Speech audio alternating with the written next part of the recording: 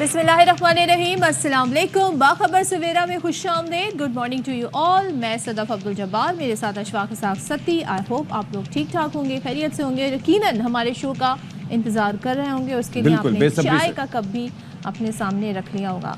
तो वैसे इस पर तो हम बाद में आएंगे कि पाकिस्तान ने 10 विकेटों से मैच फाइनली बाद में आएंगे। क्यों तस्करा करके भी आप कह रही हैं कि टिश्ने की रह जाए? फिर नहीं, उसको खुल के बात करेंगे। साइम अयूब की सेंचुरी, एक सिचुएशन को हम खुल के डिस्क्राइब करेंगे। और वो तीसरे पाकिस्तानी हैं जिन्होंने ये तेज़ तरीन एक तरह से सेंचुरी 53 बॉलों का सामना करते हुए 17 चौके और 3 छक्कों के साथ उन्होंने ये सेंचुरी अपनी मुकम्मल की। और क्या शानदार उन्होंने इनिंग्स खेली। और फिर उसके बाद जो है वो बाकी अब्दुल्ला शफीक की 50 नहीं हो पाई, वो थोड़ा सा साथ दे रहे थे उनका। बगैर किसी नुकसान के पाकिस्तान ने ये मैच 10 विकेटों से जीत लिया। तो ये सिचुएशन, और ये 5वां या 6ठा ऐसा इंस्टेंस है जब पाकिस्तान ने इस तरीके से जीता हो।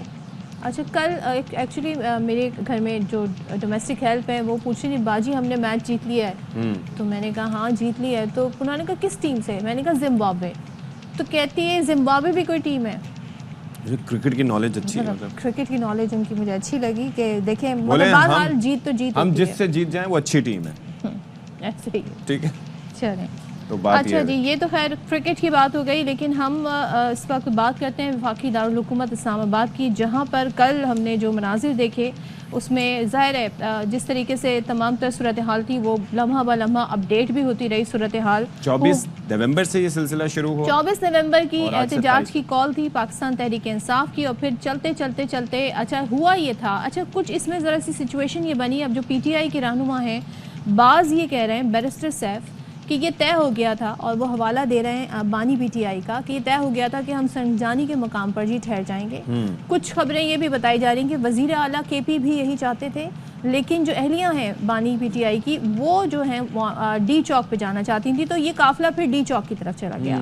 अब जो वज़ीर दाखिला हैं मोहसिन नकवी साहब, वो भी इस बात का इजहार करते हुए नजर आए कि जी हमने कह दिया था आप संजानी के मकाम तक आ जाएं। अब वहाँ से मामला D चौक चला गया, लेकिन D चौक पहुँच गए क्योंकि हुकूमत का वज़ीर दाखिला का ये दावा था कि D चौक नहीं जा सकेंगे, बट तमाम तर हर्डल्स के बावजूद ये लोग पहुँच गए।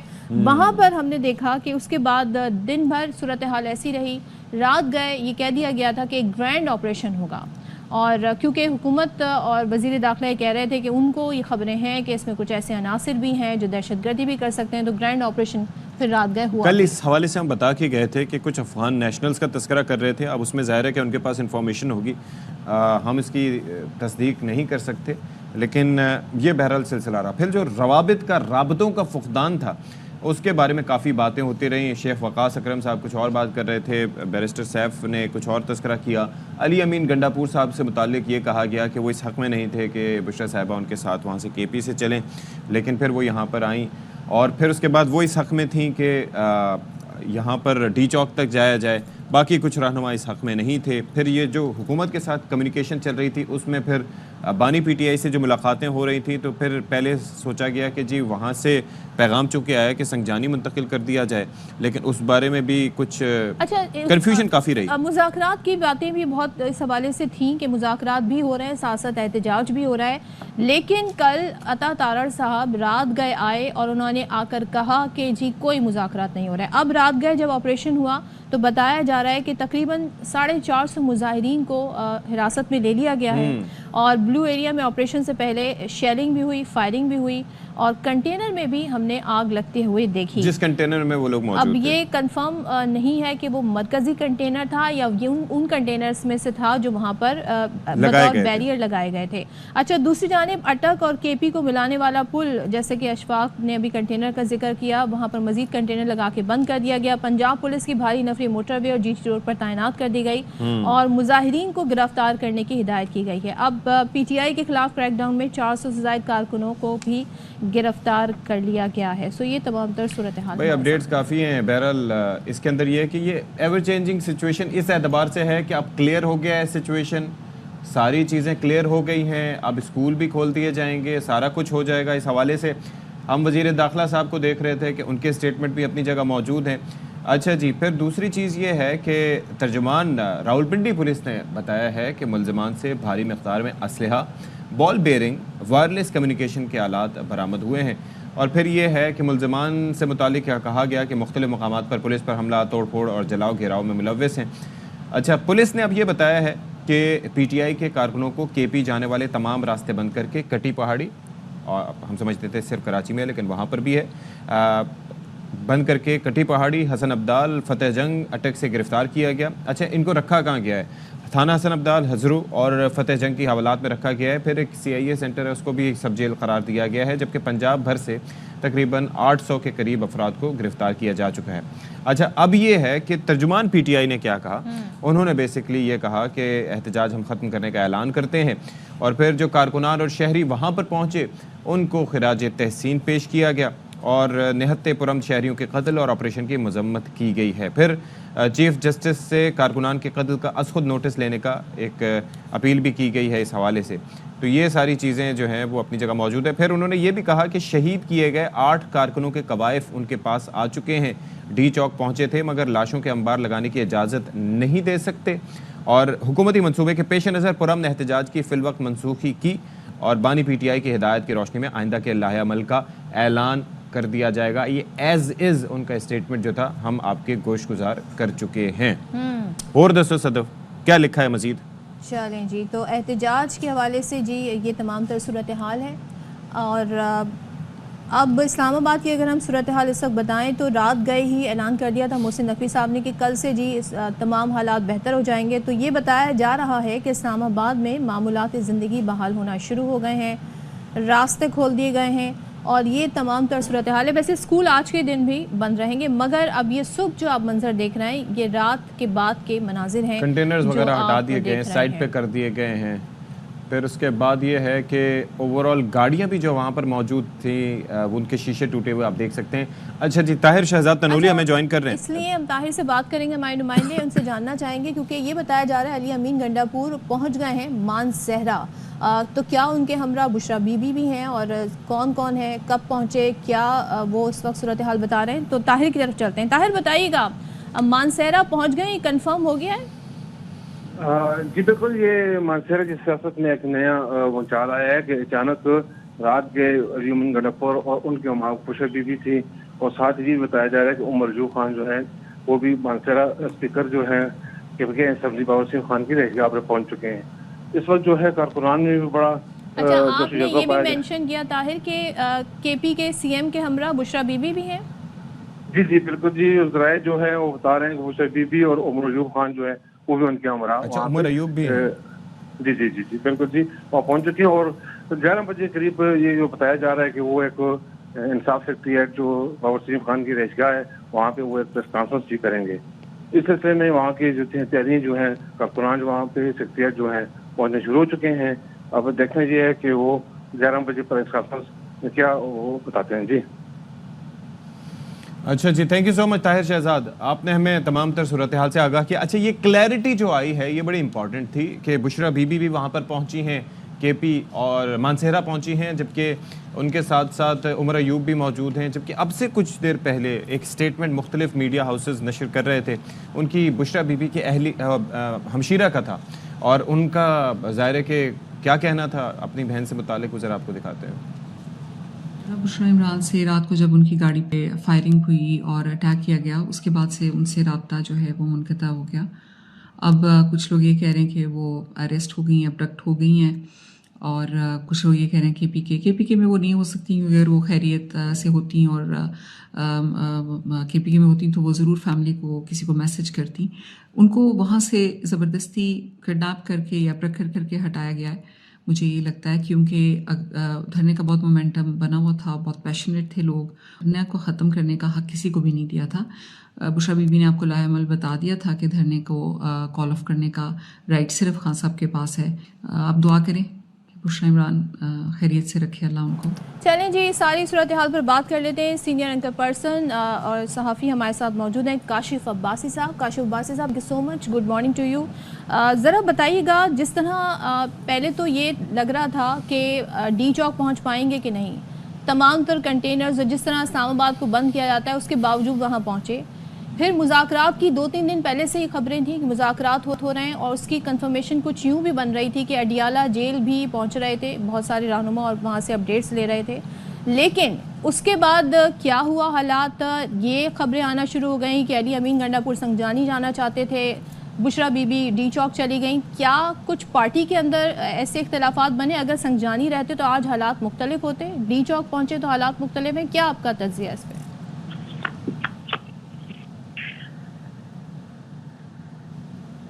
जी काशिफ साहब, आपको आवाज आ रही है? आखिर में आपकी आवाज का संज्ञानी तक सुन पाया जी, आपकी आवाज कट गई है, लेकिन अगर आखिर जुमला रिपीट कर दें। मैं ये पूछ रही हूँ कि अगर संगजानी तक रहते तो क्या हालात मुख्तलिफ होते और एक धरने की शक्ल हमारे सामने होती? इस वक्त डी चौक पहुंचे तो बिकॉज मना किया गया था डी चौक पहुंचने से और फिर वहाँ पर ग्रैंड ऑपरेशन भी हुआ, तो ओवरऑल आपका तज्जिया क्या है? देखिए, अगर हुकूमत के साथ किसी किस्म का अरेंजमेंट होता और उस अरेंजमेंट के साथ किसी जगह बैठते तो जाहिर है हुकूमत ने वहां से उठाना नहीं था, ऑपरेशन नहीं करना था, तो एक ज्यादा आसानी से धरना दिया जा सकता था वहां पे। अगर संगजानी का मकाम है, फॉर एग्जाम्पल ये कल बताया गया बैरिस्टर साहब की जानिब से, अच्छा, तो ज्यादा बेहतर धरने की सूरत जरूर हो सकती थी। क्योंकि देखिए, प्लान तो ये किसी को भी पता नहीं था कि तहरीक इंसाफ का प्लान क्या है। प्लान तो आज भी किसी को पता नहीं है। मुझे तो हैरानगी इस बात की है कि अगर वो ये सोच रहे थे कि हुकूमत इस तरह का कोई ऑपरेशन नहीं करेगी या उनको हटाने की कोशिश नहीं करेगी, तो वो नो प्लान भी। कल रात को एक ऑपरेशन शुरू हुआ, 11, साढ़े 10, 11, साढ़े 11 के करीब ऑपरेशन हुआ। 15-20 मिनट, आधे घंटे के अंदर तो खबर आई है कि सब फरार हो गए। अच्छा। जगह खाली हो गई है और अब ये पता चला कि वो KPK में है और कोई प्रेस कॉन्फ्रेंस करे। जी मानसेरा में, जी मानसेरा में, और वो प्रेस कॉन्फ्रेंस करे। यानी इसका प्लान ये था कि अगर हुकूमत हमारे साथ ताउन करे और हमें डी चौक में बैठने दे, बल्कि हमारे साथ भी और रास्ते खोल दे, तो शायद उनका ये ख्याल था कि हुकूमत इनके साथ कुछ नहीं करेगी। और जबकि यहाँ बैठे सब लोगों को पता था कि पहली कोशिश हुकूमत की है कि इनको अंदर एंटर ही ना होना। लेकिन अगर ये आ गए तो इनको डी चौक नहीं पहुंचने दें। अगर ये डी चौक पहुंच भी गए तो वहां पर बैठने नहीं दिया जाएगा। लेकिन काशिफ साहब, एक चीज ये है इसके अंदर कि इसके अंदर 2014 के धरने से मुमासलत की बात इनिशियली की जा रही थी, लेकिन उसके अंदर एक लीडर मौजूद था उनके दरमियान। अब सिलसिला ये है कि कम्युनिकेशन तो काफ़ी ज़राए से हो रही है, लेकिन कौन अपने इंटरप्रिटेशन के तहत बात पहुंचा रहा है, हर कोई उसको अपने लिहाज से इंटरप्रेट कर रहा है और फिर हर कोई अपने लिहाज से फैसले कर रहा है। क्या ये भी वजह रही और यही वजह हुई कि जब एंड में जब ऑपरेशन किया गया तो सारे फरार हो गए? आपका देखिए, सेंट्रल लीडरशिप जब होती है वो तो बहुत कलीदी किरदार होता है सेंट्रल लीडरशिप का। फैसला साजी आसान होती है, फैसला साजी लोगों के दरमियान होती है, उसी वक्त लोगों को कम्युनिकेट कर दिया जाता है कि हमें क्या करना है। और लेकिन उस वक्त एक बहुत बड़ा फैक्टर एस्टैब्लिशमेंट उस वक्त धरने के साथ थी। इस दफा तमाम तर कुव्वत जो सरकार की थी, स्टेट की थी, वो इस धरने के या ये जो इस्लामाबाद तहरीक इंसाफ आ रही थी अपना धरना लेकर, इसके खिलाफ थी। दोनों में बड़ा बुनियादी फर्क है। जब एस्टैब्लिशमेंट आपके साथ हो तो बहुत से रास्ते, बहुत से दरवाजे ऐसे खुल जाया करते हैं जो अदरवाइज नहीं खुलते सियासी जमातों में। तो ये बहुत बड़ा फर्क था 2014 और 2024 में। मुझे मेरे लिए बड़ा सरप्राइजिंग है कि तहरीक इंसाफ इस मरतबा भी बगैर किसी प्लान के आई।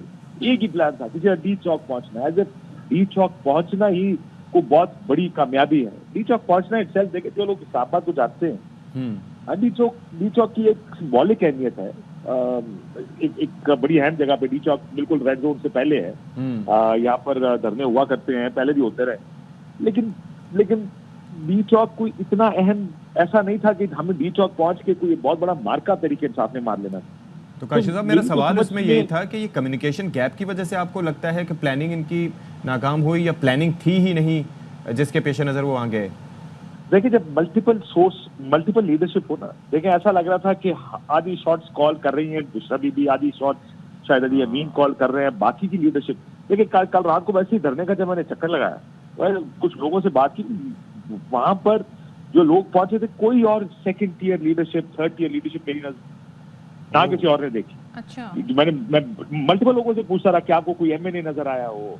बल्कि शुएब शाहीन साहब, मैंने सुना, मुझे उधर बताया गया कि शुएब शाहीन साहब आए थे, लेकिन लोगों ने बहुत उनके ऊपर तनकीद की और वो जिस तरह एक क्राउड पहुंचा था डी चौक, उन्होंने कहा कि लीडरशिप किधर है। तो शुएब शाहीन साहब भी सुना वहां से चले गए। अब कहाँ गए मैं नहीं जानता, हो सकता है किसी गाड़ी में ही बैठे हो, लेकिन वहां पर किसी को कोई सेकंड ईयर लीडरशिप नजर नहीं। कहाँ थे उमर अयूब साहब? अभी प्रेस कॉन्फ्रेंस करेंगे, लीडर ऑफ द ऑपोजिशन है। बाकी MNAs कहाँ थे? इस्लामाबाद के लोग कहाँ थे जो लीडरशिप दे सकते थे इस धरने को? तो इट वाज बहुत ज्यादा, अगर आप धरने को देखें, total lack of planning. Everyone was looking at 1%, जो बुशरा बीबी है मेरा ख्याल है, सब उनकी तरफ देख रहे थे कि जो भी ऐलान होगा, जो भी फैसला होगा उन्होंने करना। लेकिन शायद प्रेशर में क्या फैसला करना है ये उनको भी पता नहीं। तो जो ही प्रेशर आया, पहली चीज रिट्रीट हुई। मेरा ख्याल है वो पहले केपीके चले गए, अब शायद वो बैठ के सोचेंगे अब क्या करना है। हालांकि इस तरह के मौके पर आपके पास सेकंड चांसेस नहीं होते। You have to make quick decisions. आपने केपी जाके दूसरा फैसला नहीं करना, आपने इस्लामाबाद में दूसरा फैसला करना है कि what is the next move, आपकी अगली मूव क्या होगी। तो मुझे लगा कि तहरीके इंसाफ की जितनी लीडरशिप थी क्लूलेस थी, सिवाय इसके कि हमने इस्लामाबाद आना और डी चौक पहुंचना, उसके अलावा कोई क्लू नहीं था किसी के पास कि अगर ये हो गया तो क्या करेंगे, रोका गया तो क्या करेंगे, अगर ऑपरेशन हुआ तो हमने क्या। इस ऑपरेशन के नतीजे में अब जो नंबर्स हमारे अभी डिटेल्स वायरस की इतनी नहीं आई हैं, 400 के करीब जो कारकुनान हैं वो गिरफ्तार हो गए। लीडरशिप में से कोई भी गिरफ्तार नहीं हो सका, वो बच के रास्तों से निकल गए, मानसरा पहुंच गए वज़ीर आला, और इस तरीके से बुशरा बीबी, जबकि अहद लिए गए थे कि हम यहाँ से उठेंगे नहीं, यहाँ से जाएंगे नहीं, बाकायदा लोगों से। तो आप समझते हैं कि कारकुनान जो है वो उनको एक तरीके से तन्हा छोड़ दिया गया इस सूरत हाल से निपटने के लिए? इसमें भी कोई स्ट्रैटेजी नहीं थी? देखिए, स्ट्रैटेजी तो मैंने आपसे कहा ना कि किसी चीज की भी नहीं। अगर आप इस्लामाबाद, आप लोग आई एम श्योर इस्लामाबाद आते रहे हैं और जानते हैं इस्लामाबाद के बारे में। एक मेन आर्टरी है जिस जगह वो मेट्रो का स्टेशन बन गया या लाइन बन गई, वही रोड है जो मेन एक जो ब्लू एरिया की रोड है, जिस पर डी चौक है, उसी पर कुलसूम हॉस्पिटल है, जिसके ऊपर ऑपरेशन किया, जिस जगह पे ऑपरेशन किया गया, या चाइना चौक आपको बताया गया। ये सब के सब 1-1.5 किलोमीटर के फासले पर ये सारे स्टॉप्स हैं जिसका जिक्र हम पिछले 24 घंटे में करते भी रहे और सुनते भी रहे। ठीक है। सो इसमें कोई एक ही रोड के ऊपर सबने आना था। मैं अगेन, लीडरशिप गिरफ्तार होती, देखें आपको लगना चाहिए था या नजर आना चाहिए था कि इस्लामाबाद के एमएनए के उम्मीदवार को किसने गिरफ्तार कर दिया, या सेकंड ईयर लीडरशिप कौमी असेंबली में होती है या सेनेट में होती है, फलाना गिरफ्तार हो गया। देख फिर जो ला रहे होते हैं किसी ने किसी जो भी उमर अयूब है या शिबली फराज है या जैन कुरैशी, जो भी है, ये गिरफ्तारी के मुनाजिर नजर आ रहे थे कि ऑपरेशन हुआ और ये लोग सारे वहां मौजूद थे और इनको वहां से गिरफ्तार किया गया। गिरफ्तारी तो उस वक्त होती है जब लोग मौजूद हों। मुझे तो वहां नजर ही कोई नहीं आया, ना लोगों को नजर आया। ये है कि इसमें एक तो प्लानिंग और दूसरा इंटेंट का कितना आपको पार्ट नजर आता है, क्योंकि जब कारकुनान को आप बार बार बुलाएंगे और उसके बाद आप, इससे पहले अली अमीन गंडापुर साहब की तो पहले भी मिसालें मौजूद हैं, और इस दफ़ा वो अहद कर रहे थे कि नहीं जी मैं वुजू करने जा रहा हूँ, मैंने कहीं नहीं जाना, या इस तरीके से बातें, और लोग उन्हें जाने नहीं दे रहे थे। तो नेक्स्ट टाइम एक तो ये, और दूसरा हमने ये भी सुना था कि जी फंड्स भी डिस्ट्रीब्यूट हुए हैं, एमएलए एमपीएस को टास्क भी दिया गया है कि इतना इतना बंदा लाना है। तो आगे पीटीआई में इसका इम्पैक्ट क्या देख रहे हैं? और दूसरा क्राउड पुलिंग जो एक उनकी कैपेसिटी होती थी या उनका फोर्टे होता था कि वो लोगों को निकाल सकते हैं, इस इवेंट के बाद वो कितना मुतासिर होगा? देखें, एक तो ये जो कल रात का इवेंट है पूरा, ये बहुत डीमोरलाइजिंग होगा तहरीके इंसाफ की। ओके। मुझे पिछले 24 से 48 घंटे में ये लगा कि जो बाकी की लीडरशिप है, जो आपने अली अमीन का जिक्र किया, कल रात को आई वाज अबाउट 5-7 फुट दूर था मैं अली अमीन गंडापुर की गाड़ी पे। एक यूट्यूबर को कोई इंटरव्यू दे रहा था, यंग लड़का था, और उसने कहा कि देखिए ये अली अमीन गंडापुर साहब की गाड़ी, हम इनको जाने नहीं देंगे, और हंस रहे थे लोग। और ये भी एक लैक ऑफ ट्रस्ट होता है ये उस लीडरशिप में, जब अगर अली अमीन को कोई बाथरूम नहीं जाने दे रहा या nobody is allowing him to leave, ये बड़ा लैक ऑफ ट्रस्ट का जो सिग्निफाई करता है कि जो आपका वर्कर है, जो आपके साथ आया है, वो आपको ट्रस्ट नहीं करता कि आप ये ना हो कि आप बाहर निकले और वापस ही ना आए। जब ये ट्रस्ट का लेवल हो वर्कर और लीडरशिप का, देखिए वर्कर तो निकल आता है तहरीके इंसाफ में, जितना मर्जी आप ये लीडरशिप को कह दें कि ये ट्रस्ट वर्दी है या ये नजर आई नहीं नजर आई, आप इनको आज अगर खुला छोड़ें, लेट्स से आज इस्लामाबाद को कहा जाए कि जी जितने इस्लामाबाद पिंडी के बाहर से कोई लोग नहीं आएंगे, आपको फिर भी इतना बड़ा क्राउड यहाँ पे नजर आएगा, क्योंकि तहरीके इंसाफ का फॉलोअर है इस्लामाबाद पिंडी में बहुत। अगर आप उसको पुरअमन माहौल देंगे तो वो बाहर भी निकलेगा। पंजाब का फॉलोअर मुश्किल हालात में बाहर नहीं निकलता, अगर डांग सोटा चल रहा है, आंसू गैस चल रही है, फायरिंग हो रही है, वहाँ पे पंजाब का वोटर नहीं निकलता। वो पठान जो है, पश्तून वोटर जो है उनका, वो निकल आता है। लेकिन I think it will be very demoralising for their voter, because ये हतमी कॉल, डू और डाई, मर जाएंगे नहीं जाएंगे, इस तरह के तमाम ऐलानात के बाद जो ही पहली जब ऑपरेशन शुरू हुआ है, आधे घंटे के अंदर इलाका क्लियर हो गया, सब भाग गए, कोई केपी पहुंच गया, कोई अभी जो सपोर्टर आए हुए थे इस्लामाबाद, जिनको आप वहां से गाड़ियों में बिठा कर लेकर आए। मुझे तो यकीन है कि उनको ये भी पता नहीं होगा कि वापस कैसे जाना है, रात कहाँ गुजारनी है। अभी तो उनका एक प्लान होगा। मैंने बहुत से लोगों को देखा गाड़ियों में बैठे हुए थे, डालों के पीछे उन्होंने वो बिस्तर लगाए हुए सो रहे थे। जब ऑपरेशन शुरू होगा तो ये गाड़ियां तो चली गई होंगी वापस, मोस्ट लाइकली ज्यादा, और काफी सारे लोग भी आई एम श्योर वापस चले गए होंगे। लेकिन जो लोग बच गए और एक बड़ा साइजेबल नंबर होगा, उनको तो ये भी पता नहीं होगा कि हमने करना क्या है, हमारी लीडरशिप कहाँ है, हमारी लीडरशिप हमें छोड़ के चली गई है। और वो तमाम नारे देखिए, जो सपोर्टर, वोटर सपोर्टर के अगर पॉइंट ऑफ व्यू से आप देखिए, उसको प्रेशर या टेंशन उस टाइम फील होती है जब आपने एक फाइनल कॉल दी है, आपने सब कुछ उस पर दाव पे लगा दिया, और जब मौका आया, जो ही ऑपरेशन शुरू हुआ, पता चला कि वहां पर कोई ऐसी लीडरशिप नहीं जो खड़े होकर इसको बर्दाश्त करे या इसका सामना कर सके, या कम से कम खड़े होकर अपने सपोर्टर को डायरेक्शन ही दे कि अगला लाएमल क्या होगा, करना क्या है, टैक्टिकल रिट्रीट करनी है, रात सुबह रीग्रुप करना है, वट एवर द स्ट्रैटेजी और पॉलिसी। तो यहाँ पर लीडरशिप थी नहीं, और जो थी उसने अगला सांस मेरा ख्याल है खैबर पख्तूनख्वा में एंटर होके लिया। So I thought that was always the plan कि अगर जो ही ऑपरेशन शुरू होगा, मतलब सब जानते थे, सबको पता था कि ऑपरेशन होगा, या नहीं बैठने देंगे, yet there was no plan. तो काशिफ साहब, अब पॉलिटिक्स कहाँ है पीटीआई की इन टर्म्स ऑफ एहतजाज, धरने? क्योंकि ये तो कह रहे थे फाइनल कॉल है, जैसे कि आप भी खुद जिक्र कर रहे हैं, नवंबर की बात हो रही थी, नवंबर जी रिहाई करवा के रहेंगे। सो अब दोबारा इस तरीके की एक बड़ी मूव करना, इतना बंदा लेकर आना, ये बड़ा मुश्किल होता है ज़ाहिर है। लेकिन अब आप समझते हैं कि यह दोबारा एक्सरसाइज ही पॉसिबल हो सकेगी इन द लॉन्गर टर्म? और दूसरे, हुकूमत ने जिस तरह इसको हैंडल किया, उस पर भी तबसरा कीजिएगा। देखिए, मैं आपको एक मिसाल देकर ये बता देता हूँ। जब एक इमरान खान साहब ने धरना दिया 2014 का, उसके कुछ हफ्ते बाद इस्लामाबाद में इमरान खान साहब ने कॉल दी थी, आई थिंक 14 अगस्त था वो, 4-6 महीने के बाद। एंड सरप्राइजिंगली आई थिंक मैंने इमरान खान की कॉल पर इतना छोटा जलसा मैंने कभी जिंदगी में नहीं देखा।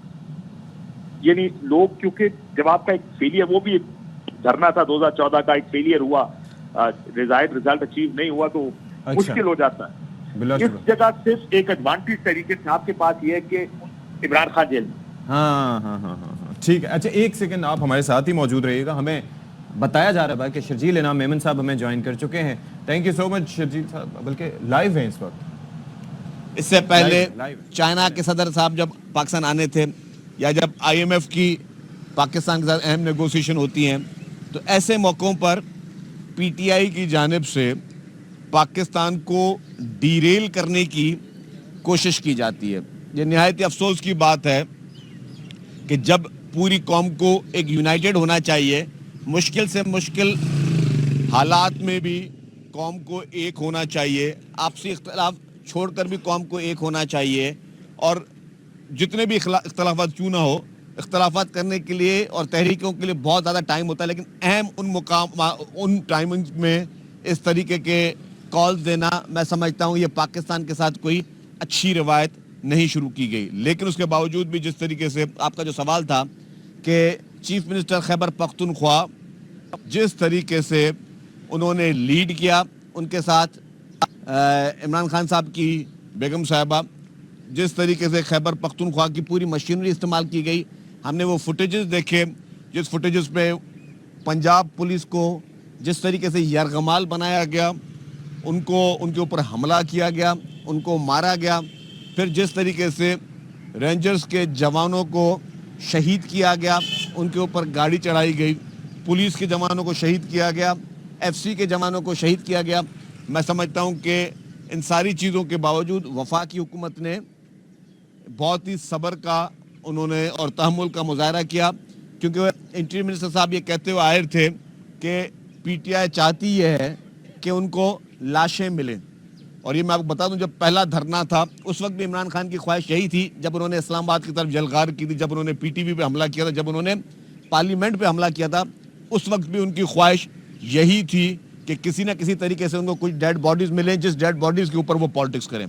तो ये भी वफाकी हुकूमत ने, मैं ख़ास तौर पर कहूँगा कि इंटीरियर मिनिस्टर साहब ने खुसूसी तौर पर बहुत मुतहरक नज़र आए, और उन्होंने जिस स्ट्रेटजी के साथ जो PTI की वो ख्वाहिश पूरी होने नहीं दी, जो उनको डेड बॉडीज चाहिए थी, ये काबिल तहसीन उनका पूरा उनकी स्ट्रेटजी थी। लेकिन सारी चीज़ों के बावजूद जिसको इमरान खान साहब कहते थे कि मेरी बेगम साहबा गैर सियासी हैं, वो नहायत ही सियासी निकली।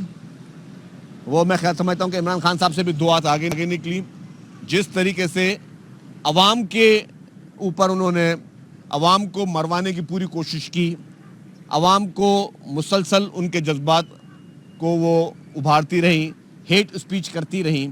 जिस तरीके से उन्होंने फिर कंटेनर पर खड़े होकर कहा कि कोई और चला जाए या ना चला जाए, मैं यहाँ से नहीं जाऊँगी, मैं इमरान खान को लिए बगैर नहीं जाऊँगी। और फिर देखा क्या हुआ आपने, जैसे ही पुलिस ने एक्शन किया तो सबसे पहले चीफ मिनिस्टर खैबर पख्तूनख्वा भागे और सबसे पहले बुशरा बीबी साहिबा वो कंटेनर छोड़कर और वो स्टेज छोड़कर सबसे पहले फरार हुई। तो ये अवाम के लिए आई ओपनर है कि जो लोग आपको ये कहते हैं कि आप हमारे पीछे चलें, और जो लोग आपको फिर तशद्दुद की तरफ राग़िब करते हैं, जो लोग आपको इस तरीके से आपको मोटिवेट करते हैं कि आप तशद्दुद की सियासत करें, आप हाथ में पत्थर उठाएं, आप हाथ में लाठियां उठाएं, आप वेपन्स उठाएं, आप टीयर गैस के जो है गन्स अपने पास उठाएं, वो लोग खुद आपको इस्तेमाल कर रहे होते हैं। उनकी अपनी औलादें जो हैं वो इस वक्त जो है मुल्क से बाहर सुकून की ज़िंदगी गुजार रही हैं। कौम की नौजवान नस्ल को उन्होंने जो है वो मुश्किल में डाला हुआ है, उनको वो दहशतगर्दी सिखाने की कोशिश कर रहे हैं। ये 2-3 दिन की कॉल 9 में से किसी भी सूरत में कम नहीं थी। इनकी कोशिश ये थी कि जिस तरह 9 मई को इन्होंने एक अंदोनाक वाक़यात किए थे, उस तरीके की इनकी नीयत थी, लेकिन गवर्नमेंट ने अपने उसमें रोल प्ले किया।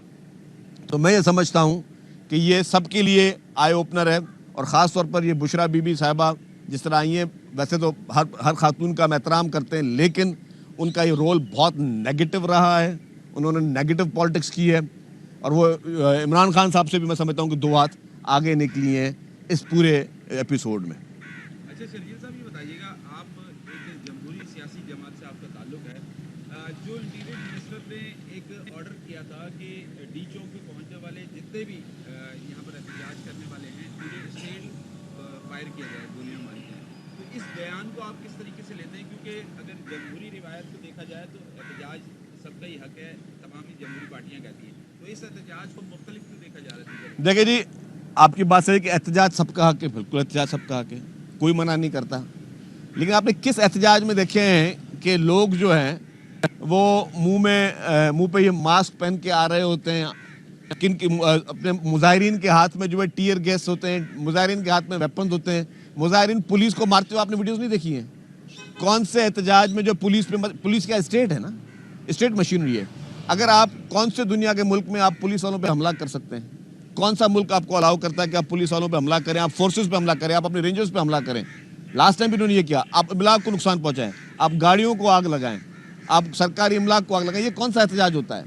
और जिन ममालिक में इस तरह का एहतजाज होता है, तो फिर जो तरक्की याफ्ता ममालिक की मिसाल दे रहे होते हैं, तो कैपिटल हिल में भी लोगों को 15-15 साल और 20-20 साल की सजाएं हुई। तो जिन जिन लोगों ने भी हाथ में वेपन उठाए हुए थे, जिन जिन लोगों ने भी हाथ में टीयर गैस की गन्स उठाई हुई थी, जिन जिन लोगों ने भी हाथ में डंडे पत्थर ही उठाए हुए, तो डेफिनेटली उनको कानून के हिसाब से उनको डील किया जाए। एहतजाज का मकसद ये नहीं है कि आप हुकूमत को यरगमाल बना लें। एहतजाज का मकसद ये नहीं कि आप गन पॉइंट पे स्टेट को यरगमाल बनाने की कोशिश करें। कल को इस तरीके से मुसल्ला जत्थे कहीं पर भी निकल सकते हैं, और इस तरीके के मुसल्ला जत्थे जब कहीं पे निकलेंगे तो खुदा न खास्ता तो क्या सरकार की रिट खत्म हो जाए? आपको जो आपके इशूज़ हैं, आपके लिए अदालतें मौजूद हैं। हम भी अदालतों को फेस कर रहे हैं ना, हम भी सालों साल अदालतों को फेस करें, आप भी अदालतों को फेस करें, आप अदालतों से रिलीफ लें। ये नहीं हो सकता कि आप अदालतों से रिलीफ लेने के बजाय आप हथियार हाथ में उठाएं, आप सरकार की रिट को चैलेंज करें, और आप जो है वो हुकूमत पे यलगार करें। मैं समझता हूँ ये किसी मुआज़िब मुआशरे में नहीं होता। और यहाँ पे जिस तरीके की रिवायत नई शुरू हुई है, और फिर वही भागे, वो कहाँ चले गए खैबर पख्तूनख्वा के चीफ मिनिस्टर, और कहाँ ये हुआ है कि जी इस तरीके से किसी ने गवर्नमेंट की रिट को चैलेंज किया हो। मैं अब छोटा सा मिसाल देता हूँ। मोहतरम आसिफ अली जरदारी साहब को और मोहतरमा फरियाल तालपुर साहिबा को जेल में डाला गया। पीपल्स पार्टी की सिंध में हुकूमत थी ना, तो कितनी दफ़ा आपने देखा कि यहाँ के चीफ मिनिस्टर और यहाँ से जो है जत्थे भरकर जो है वो वहाँ पे लेके गए उनको छुड़वाने के लिए। लॉन्ग मार्च हमने भी की, चेयरमैन बिलावल भुट्टो जरदारी साहब की सरबराही में हमने लॉन्ग मार्च की। पूरे पाकिस्तान तक मुझे बताएं कहीं एक जगह पे कोई एक गमला टूटा हो, कहीं एक पत्थर चला हो, हमारे रास्ते रोके गए। बहुत जगहों पे हमारे लिए ऑब्स्ट्रक्शंस क्रिएट की गई। पंजाब में पीटीआई की हुकूमत थी, फेडरल गवर्नमेंट में पीटीआई की हुकूमत थी। पिंडी में जब हम थे आखिरी रात, और उस रात में हमें इस्लामाबाद जाना था। हमें वहाँ पे हमारे लोगों को रोका गया, हमारे वहाँ पे डंडे चलाए गए, वहाँ पे सरकारी मशीनरी का इस्तेमाल हुआ ताकि हम इस्लामाबाद में बड़ी तादाद में ना पहुँच सके।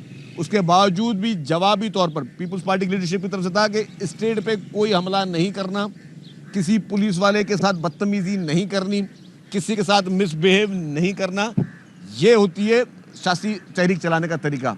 और हमने कोई यहाँ से जत्थे लेके चीफ मिनिस्टर साहब या बाकी पॉलिटिकल पार्टी, यहाँ हमारे बाकी वर्कर वहाँ इस्लामाबाद नहीं पहुँचे थे। सरकारी मशीनरी, खैबर पख्तूनख्वा के चीफ मिनिस्टर का जो रोल है, आप उनके MNAs के बयान देख लें। उन्होंने कहा कि जी हाँ, हमें चीफ मिनिस्टर साहब ने पैसे दिए ट्रांसपोर्ट भरने के लिए, ट्रांसपोर्ट के लिए, मतलब इनके MNAs के बयान बता रहा हूँ। आप मोहतरमा शंदाना गुलजार साहबा का स्टेटमेंट देख लें। उन्होंने टीवी पे कहा है कि जी हमें पैसे दिए गए हैं कि जी आप लोगों को लेकर आए। तो वो पैसा कहाँ से, ये सरकारी पैसा था ना, सरकारी पैसा चीफ मिनिस्टर हर MNA MPA को दे रहा है कि आप गाड़ियाँ भर कर लेके आएँ। और फिर उसी तरीके से उनको जिस तरीके से स्पॉन्सर किया जा रहा था, पूरी सरकारी मशीनरी, और वो तो धड़ल्ले के साथ कहते हैं जी हाँ मेरी मर्जी, मेरे सूबे की मशीनरी है, मैं पूरी मशीनरी लेके जाऊं, मैं सरकारी वेपन्स यूज़ हो रहे हैं, सरकारी पूरी मशीनरी इस्तेमाल हो रही है। ये मैं समझता हूं कि ये नहायत ही अफसोसनाक वाक़या, और पाकिस्तान की हिस्ट्री में ये सारे रोल जो हैं वो आपको एक ब्लैक काली डिक्शनरी में लिखे जाएंगे, काले हुर्फों में लिखे जाएंगे कि जिस तरीके के KP के हुकूमत का रोल रहा है और उनकी जो है बुशरा बीबी का रोल रहा है। बताइएगा, इस वक्त आप बता रहे हैं वज़ीर आला KP के हवाले से, तो गवर्नर राज लगाने की जो है वो एक सोचा जा रहा था, और उस हवाले से गवर्नर साहब ने जो है वो स्टेटमेंट तमाम दे दी है PM और तमाम लोगों को कि जनाब इस वक्त सूबे की ये सूरत हाल है। तो क्या गवर्नर राज इस सूरत हाल में लगना चाहिए? देखिए, मैं हमेशा एज ए पॉलिटिकल वर्कर आखिरी शख्स होऊंगा अगर मैं किसी को भी गवर्नर राज की मशवरा दूं या उसकी सपोर्ट करूं। लेकिन जो कल गंडापुर साहब ने किया है और 2-3 दिन में उनका जो रोल रहा है, जो KPK की हुकूमत का, PTI की हुकूमत रोल रहा है, मैं नहीं समझता कि ये लोग लायक हैं कि इनको हुकूमत करनी चाहिए। इनको कोई मॉरली लीगली राइट नहीं है कि आप सरकारी मशीनरी का, एक सूबे की मशीनरी वफाक पे हमला करने जाए तो क्या एक्सपेक्ट किया जा सकता है। मैं नहीं समझता कि किसी भी कानूनी तौर पर, मैं कानून की बात कर लूँ पहले, कि हम सब कानून के शागिर्द हैं, कानूनी तौर पर, मॉरली तौर पर PTI अपना ये इख्तियार खो चुकी है कि खैबर पख्तूनख्वा में उसको हुकूमत जो है वो कंटिन्यू करे। PTI के वाइस चेयरमैन से लेकर तकरीबन तमाम ही बड़े जो लीडर हैं वो पीपल्स पार्टी या दीगर जमातों से गए हैं, लेकिन अब उनकी सियासत का एक अजीब सा रुख आया कि जैसे ही एहतजाज सब करते हैं, झड़पें भी होती हैं, लेकिन कारकुन तो वहाँ मार खा रहे होते, लीडर भाग जाते हैं। क्या ये कोई पानी तब्दील हो गया, कोई क़यादत में गुज़री है? देखिए जी, मैं समझता हूँ कि वो कहते हैं एक मछली पूरे तालाब को गंदा कर देती है। PTI बुरी जमात नहीं थी, उसका लीडर जो है ना बुरा था, जिसने पूरी PTI को ख़राब कर दिया, पहली बात। दूसरी बात कि वो जो लीडर उनका है इमरान खान साहब, जो कि इनकलाब की बातें भी करता है, और ये फाइनल कॉल और सारी कॉलें आ गई। इस कॉल में चाहिए था कि उसकी बेगम साहिबा जो बाहर एक्स वाइफ वो भी आती, उनके बच्चे आते, उसके मामू आते, जो मामू आज उसके बच्चों के पूरी दुनिया में जो कैंपेन चला रहे हैं पाकिस्तान के ख़िलाफ़ और PTI के हक़ में, जो इंटरनेशनल लॉबियस्ट हायर किए हुए हैं जैक गोल्डस्मिथ ने, उसको आना चाहिए था। इमरान खान के बच्चों को आगे आना चाहिए था, उनके बेटे बेटियों सबको आगे आके इस तहरीक को लीड करना चाहिए था। ये होता है इनकलाब कि भाई अगर पत्थर चलेगा तो पहले मेरे बच्चे पत्थर खाएंगे, अगर आंसू गैस का शेल चलेगा तो पहले मेरे बच्चे आंसू गैस के शेल खाएंगे। ये होता है इनकलाब। ये इनकलाब कतन नहीं है कि अपने बच्चे आप ठंडे मुल्कों में लॉक करके बैठा दो और कौम के बच्चों को आप छोड़ दो कि जी तुम लोग आके लाठियों का भी फेस करो, तुम लोग टीयर गैस को भी फेस करो, और उनको गलत तरीके से दहशतगर्दी की राह दिखाई जाए। तो मैं समझता हूँ ये इनकलाब की नाम पर पाकिस्तान के लोगों को जिस तरीके से गलत राह पे लगाने का सिलसिला बानी PTI ने शुरू किया हुआ है, ये अब ख़त्म होना चाहिए। अब कौम को अपनी आंखें खोलनी चाहिए, और इस तरह के लोगों को ख़ासतौर पर मैं तो कहता हूँ, पहले सवाल लें जो मैं भी रिपीट कर रहा हूँ बात, कि बुशरा बीबी साहिबा ने जो कंटेनर पे कहा कि जी मैं तब तक नहीं जाऊँगी जब तक मैं अपने शौहर साहब को आज़ाद ना करा दूँ, तो सबसे पहले वो क्यों भागी? उनको तो अपने जब तक आखिरी वर्कर उनके जो वहाँ पे जो बैठे थे तब तक उनको वहाँ मौजूद होना चाहिए था। ये कौन से लीडर थे जिनको बाहर से पुलिस की फोर्स देखकर जो है सबसे पहले भागना शुरू किया?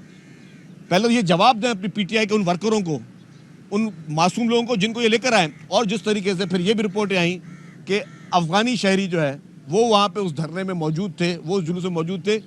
कौन से मुल्क में गैर मुल्की शहरी जो हैं वो आके उनको इस्तेमाल किया जाता है कि आप हमारे मुल्क में आके तोड़ फोड़ करें, आप हमारे मुल्क में आके जो है वो जुल्म की जो है वो इस तरह के सिलसिले शुरू करें। तो ये सारे जितने भी दहशतगर्दी के उनकी नीयतें थी वो सारी एक्सपोज हुई हैं। और मैं कहूँगा कि फेडरल गवर्नमेंट ने लास्ट नाइट बहुत अच्छा एक स्टेप लिया है कि जिस तरीके से उस इलाके को क्लियर किया है, क्योंकि फॉरेन डिग्निटरीज वहाँ मौजूद हैं। ये हमारे मुल्क की इज्जत का मामला है, ये किसी एक पार्टी का मामला नहीं है। जब भी यहाँ से कोई फॉरेन डिग्निटरी जाएगा तो मैसेज पाकिस्तान के लेके जाएगा। उसको वहाँ के वजीर आज़म या सदर का नाम याद नहीं रहता है, उसको तो जी मैं इस मुल्क में गया था, इस मुल्क ने मेरे साथ क्या किया। अब वो डी चौक पे वहाँ बैठकर वो शेलिंग कर रहे हैं पीटीआई के लोग और वहाँ पे फॉरेन डिग्निटरीज मौजूद हो, तो ये बहुत ही उन्होंने, मैं समझता हूँ कि एक गलत रिवायत जो कि हमेशा पीटीआई और इमरान खान कंटिन्यू करते हुए आए, उसको उन्होंने कंटिन्यू किया।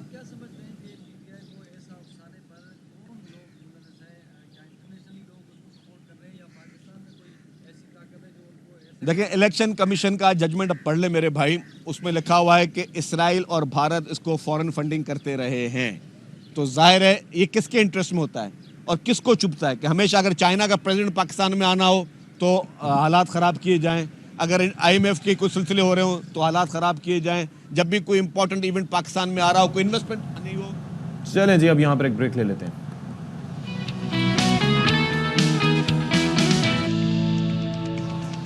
बिस्मिल्लाहिर्रहमानिर्रहीम, अस्सलामुअलैकुम ख़वातीन व हज़रात, कैसे हैं आप लोग? ठीक ठाक हैं? बिल्कुल ठीक ठाक है, मज़े में, सब खैरियत है। सड़कों पर ट्रैफिक मामूल के मुताबिक है, हमारे शो चलते हुए भी गाड़ियां साइड पर रोक के आपने टीवी पे हमें देखना है, वो मोबाइल फोन पे, ठीक है। और पैकेज अच्छा होना चाहिए आपका, वो GB VBs का जो होता है ना, वरना ये ना हो कि प्रोग्राम बीच में चलते हुए हम अटक जाएं, तो ये अच्छी बात है। आप लोग तैयारी करके रखा, हाँ भाई, पहले से प्लानिंग होनी चाहिए सारी की सारी। चाय वगैरह भी पहले से बना लें खवातीन जो घरों में देख रही हैं। चलिए, वो थोड़ा सा AQI से मुतालिक हम कहानी सुना दें। AQI जो है वो आप ये देखें। अच्छा, मैं हैरान इस बात पे हूँ कि वो मुल्क इस दफ़ा सामने आया है और इंशाल्लाह आने वाले शोज़ में मैं उसके अवामिल क्या है उसके पीछे कार फरमा कि माहौलियाती आलूदगी से मुतासर आजकल बोस्निया हर्ज़ेगोविना और उसका सरायेवो जो शहर है वो बहुत ज़्यादा मुतासर है। 354 इस वक्त वहाँ का AQI है। दूसरे नंबर पर लाहौर पाकिस्तान है, हमारा प्यारा लाहौर। तीसरे नंबर पर दिल्ली और कराची 5वें नंबर पर है 188 के साथ। यानी कि हम कंसिस्टेंट हैं, हम आप ऊपर नीचे नहीं जाते, हम एक ही लेवल पे रहते हैं कराची वाले। तो आप 4 या 5 पे, 4 या 5 पे नहीं, हमारा 188 रहता है, भले वो पहले पे क्यों ना आ जाए। ओके, 188 पे हैं। और लेकिन तो ये सीन है। तो बाकी ये है कि माहौलियाती आलूदगी जी बेहतर होनी चाहिए, सारी दुनिया को इस पे काम करना चाहिए, क्योंकि ये किसी एक मुल्क का मसला नहीं है, सबका मसला है। लेकिन ये स्टडी भी होनी चाहिए कि अगर लाहौर का कंपैरेटिवली, ये भी बहुत अच्छा आइडियल नहीं है, लेकिन कंपैरेटिवली लाहौर का नंबर अगर इसमें कम आ रहा है AQI का, तो उसके पीछे क्या रीजंस हैं, ताकि मजीद ऐसे स्टेप्स लिए जा सकें। अच्छा जी, अब जब हम मौसम का हाल भी बता दिया, क्या रीजंस हैं ये भी बता दी, ज़रा इस्लामाबाद शहर में कल के जो एहतजाज के बाद फिर जो ऑपरेशन हुआ, इस वक्त क्योंकि 2-3 दिन से हम देख रहे थे स्कूल भी बंद थे और मोबाइल सर्विस भी नहीं थी, तो अब क्या हालात हैं, इस पर बात कर लेते हैं। हमारे साथ हैं deputy bureau chief Islamabad Azhar Farooq. Azhar, बताइएगा, आप मामूलात ज़िंदगी बहाल हो गए हैं और इंटरनेट सर्विस भी बहाल हो गई है, क्या अपडेट्स हैं आपकी इस्लामाबाद के हवाले से? देखिए जी, इस वक्त हम यहाँ पे मौजूद है जिना एवेन्यू पर। ये वो मकाम है कि सीधा रास्ता डी चौक की तरफ जाता है। आज सूरत हाल ये है, मुख्तलिफ रास्ते जो है वो फौरी तौर पर क्लियर करा दिए गए हैं। सिक्योरिटी फोर्सेज ने, पुलिस ने जो रात को ऑपरेशन किया था, उसकी वजह से रात गए ही PTI की जितनी भी यहाँ पे मुजाहिरीन थे वो यहाँ से रवाना हो चुके थे। कुछ की गिरफ्तारियाँ हो गई थी, कुछ को रास्तों में जो है वो गिरफ्तार कर लिया गया था। लेकिन सबसे बड़ी बात यह है कि तमाम रास्ते अब वफाकीदार हुकूमत इस्लामाबाद के रावलपिंडी के क्लियर हो चुके हैं। अब ज़राए आमद-ओ-रफ्त जो है वो बहाल हो चुके हैं और लोगों ने एक सुख का सांस लिया है। जो मुजाहिरीन यहाँ पर डी चौक में धरना देने के लिए आए थे, जिस मकसद के लिए आए थे, वो मकसद तो पूरा नहीं हुआ, लेकिन पाकिस्तान तहरीक इंसाफ को एक बड़ा डैमेज जो है वो इस धरने की वजह से, इस एहतजाजी सियासत की वजह से और जिस अंदाज से ये एहतजाज किया जा रहा था डी चौक के मकाम पर, उसकी वजह से बहुत बड़ा नुकसान हुआ। चलें जी, तो अब इस पर ज़रा बात कर लेते हैं कि क्या रहा। हमारे साथ मौजूद हैं पाकिस्तान तहरीक इंसाफ के सीनियर रहनुमा शौकत यूसुफजई साहब। Thank you so much for your time Shaukat Yousafzai साहब। ये बुनियादी सवाल यही है कि क्या जिस एतबार से धरना दिया गया था या देना था, क्या वो मकासद हासिल हो गए? क्या डी चौक तक पहुंचना एक मकसद था, स्टे करना एक मकसद था? क्या हुआ आखिर? क्या इससे नतीजा निकाले? बिस्मिल्लाहिर्रहमानिर्रहीम। सबसे पहले तो मैं ये कहूँगा कि इस मुल्क में आज जो सियासी कल्चर था वो उसका जनाजा निकल चुका है। जो जुल्म बर्बरियत वफाकी हुकूमत की तरफ से हुई वो एक तारीखी वो है। लेकिन एक बात यह है कि हमें अपने उस पर भी नज़र डालनी चाहिए कि हमारे अंदर क्या कमियां थी। मैं बिल्कुल आज बगैर किसी उसके कहूँगा कि हमारे बहुत बड़ा फुकदान रहा हमारे लीडरशिप के अंदर। कोऑर्डिनेशन नहीं थी, मुशावरत नहीं थी और मुझे आज बड़ा मायूस किया। रियली मैं आपको सही कह रहा हूँ कि जिस अंदाज से हमें इतनी बड़ी तादाद में लोग आए और हमारे पास कोई प्लान नजर नहीं आया। तो किसने मतलब ये मायूस कि हम किया तो आपको? ठीक है, हम कौन प्लानिंग कर रहा था? किसकी प्लानिंग थी ये? देखें, यही तो सबसे बड़ा क्वेश्चन है कि इमरान खान ने तो कॉल दे दी। अब बाकी जो लीडरशिप अपने आप को कहते हैं बड़े बड़े ओहदे रखे हुए हैं, क्योंकि हम तो पुराने वर्कर हैं, 96 से मैं हूँ, लेकिन मेरे पास कोई ओहदा नहीं है, ना सरकारी ओहदा है ना वो ओहदा है। लेकिन जाहिर है अपने पार्टी के लिए हम खड़े रहे हमेशा और बात भी करते हैं। लेकिन जिन लोगों के पास इख्तियार था, जो लोग मुशावरत करते थे, जो हर दफा हर हफ्ते इमरान खान से मुलाकात कर सकते हैं, हम तो कर भी नहीं सकते, तो उन लोगों ने मायूस किया है कि इतने बड़े आप लोग ला रहे हैं और आप ना कभी मुशावरत कर रहे हैं। क्योंकि इससे पहले जितने भी धरने होते थे, क्योंकि मैं पार्टी का जनरल सेक्रेटरी भी रहा हूँ, मैं इमरान खान का एडवाइजर भी रहा हूँ, मैं बहुत सारे जब भी हमारे इस तरह के फंक्शन होते थे तो बाकायदा मुशावरत होती थी कि इसके बाद क्या करना है, रोजाना की बुनियाद के ऊपर। जब 126 दिन का धरना था उसमें भी मुशावरत होती थी हर रोज। में क्या करना चाहिए था? जो एक मुशावरत तो एक अलग चीज है, लेकिन आपको क्या मायूसी अली अमीन गंडापुर से है? किससे आपको मायूसी है? क्योंकि वही लीड कर रहे थे या फिर खान साहब की अहलिया लीड कर रही थी? देखिए, अली अमीन गंडापुर को तो क्या कहते हैं, कुर्बानी का बकरा बनाया गया ना। अच्छा। कि उस पे तो हर तरफ से प्रेशर था, वर्कर का प्रेशर भी था और जो बाकी लीडरशिप उसका भी प्रेशर था कि आपने तो आना ही आना है, जाना ही जाना है। कमाल कुर्बानी के बकरे हैं कि हमेशा वो निकल पाते हैं। लेकिन जो बाकी लीडरशिप जो है ना, बहुत मायूस किया, क्योंकि वो नजर ही नहीं आई। पूरे यानी हम पेशावर से चल पड़े हैं और इस्लामाबाद डी चौक तक लोग पहुंचे हैं, कोई लीडर नजर नहीं आया। कहाँ है गौर, बैरिस्टर गौर कहाँ है, और ये बाकी लोग का सलमान अकरम कहाँ है, ये जो बड़े बड़े ओहदे रखे हैं। भाई आपने नहीं कर सकते, आपको ओहदे नहीं लेना चाहिए था। हम वर्कर थे, हम जो भी करते, लेकिन हम अपने वर्करों को कंट्रोल करते रहे हमेशा। शौकत साहब, एक चीज है, वैसे ही नहीं था। आप क्या वहां पर पहुंचे थे? और दूसरा, जाहिर है कि इस वक्त आपके पास बजाहिर कोई ओहदा ना हो, लेकिन लोग आपको जानते हैं, पहचानते हैं, और आपके जाहिर है कि हाथ पे भी वहां पर बैत करते हुए लीड करते, अगर आप वहां पर मौजूद होते तो लोग भी वहां पर मौजूद रहते। बाकी लीडरशिप से भी हम यही बात कर रहे हैं कि अगर सेकंड टीयर या फर्स्ट टीयर लीडरशिप वहां पर नहीं होगी, जिनके पास अभी होते हैं या जिनके पास पहले होते हैं, तो अवाम किसकी जानिब देखेंगे? नहीं, देखें, एक बात मेरे भाई याद रखें। देखें, हम कोई फौज से या अपने पुलिस से या अपने इदारों से लड़ने के लिए नहीं गए थे। जी, हम पुरअमन एहतजाज करने गए थे। और आप क्या सोचते हैं कि जब गोलियां डायरेक्ट बरसाने शुरू हो गई तो हम अपने वर्करों से कहते हैं कि आप बैठ जाएं यहाँ पे? मैं ये कह रहा हूँ कि प्लानिंग क्यों नहीं हुई, क्यों नहीं मुज़ाकरात पे तवज्जो दी गई? जब अगर ये जगह का इशू हुआ, अगर आप कहते हैं कि ये रेड जोन है, ये इन्होंने अपना काबा बनाया हुआ है, तो ये कोई काबा तो नहीं था ना, जगह तब्दील हो सकती थी। क्यों इतने मतलब ये हमारे इतने लोग शहीद? संजानी के मकाम पे जो आपकी बाकी लीडरशिप भी कह रही है, वहां बैठ जाते तो देखिए, अभी ये बात सामने आ रही है ना, अभी ये बात सामने आ रही है कि इमरान खान ने कह दिया था कि वो संजानी पे भी आप कर सकते हैं। तो ये किसने रोका है संजानी पे कि नहीं ना, हम इधर ही जाएंगे? ये क्यों, किसने किया है? इसके मैं कहता हूँ कि पार्टी के अंदर तहकीकात होनी चाहिए और इस तरह की काली डोने को निकालना चाहिए पार्टी से। तो क्या कम्युनिकेशन बड़ी पार्टी है, इसमें हमने कुर्बानियां दी है, मेहनत की है। शौकत साहब, कम्युनिकेशन का फुकदान था या जो लोग जा रहे थे वो अपने हिसाब से चीजें आके बता रहे थे? इस वक्त आपकी नजर में, क्योंकि बुशरा बीबी भी हमें वहां पर नजर आई कंटेनर पे, अली अमीन गंडापुर भी, तो लोग किसकी तरफ देख रहे थे फैसला साजी के हवाले से? देखिए, हमने तो जो रात को मैंने जो हमारा तर्जुमान है बैरिस्टर सैफ, उसकी जो बात सुनी है कि इमरान खान ने कहा था कि संजानी पे जाएं और सब ने एग्री कर लिया था, बुशरा बीबी नहीं मानी।